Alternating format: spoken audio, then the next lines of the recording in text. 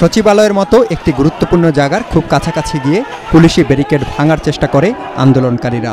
শান্তিপূর্ণ সমাবেশ ও মিছিলের পর বাম দলের নেতাকর্মীদের সাথে পুলিশের সংঘর্ষের সূত্রপাত সেখান থেকে।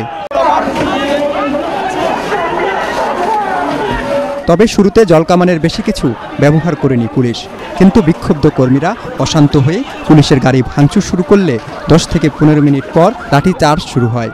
পুলিশকে লক্ষ্য করে ইটপাটকেল নিক্ষেপ করে আন্দোলনকারীরা। এক পর্যায়ে টিয়ার শেল নিক্ষেপ করে পরিস্থিতি পুরোপুরি নিয়ন্ত্রণে আনে পুলিশ।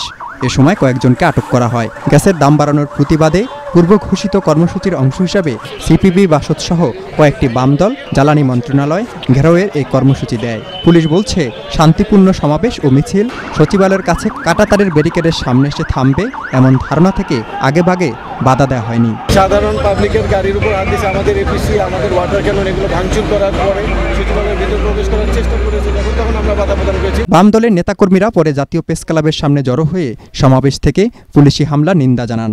আমাদের আন্দোলন চলবে, লাঠি, গুলি, টিয়ার গ্যাস, গ্রেপ্তার, নির্যাতন, কোনো কিছু করে আমাদের আন্দোলন থেকে পিছু হটানো যাবে না। যে পুলিশ এবং কর্মকর্তারা এই ন্যাক্কারজনক হামলার সাথে জড়িত তাদের চিহ্নিত করতে হবে, বিচার করতে হবে। গত 28 ফেব্রুয়ারি রাজধানীতে আধাবেলার হরতাল কর্মসূচি পালন শেষে 15 মার্চ জ্বালানি মন্ত্রণালয় ঘেরাওয়ের কর্মসূচি দিয়েছিল বাম দলগুলো। মিজান শাহজাহান, এটিএন বাংলা, ঢাকা।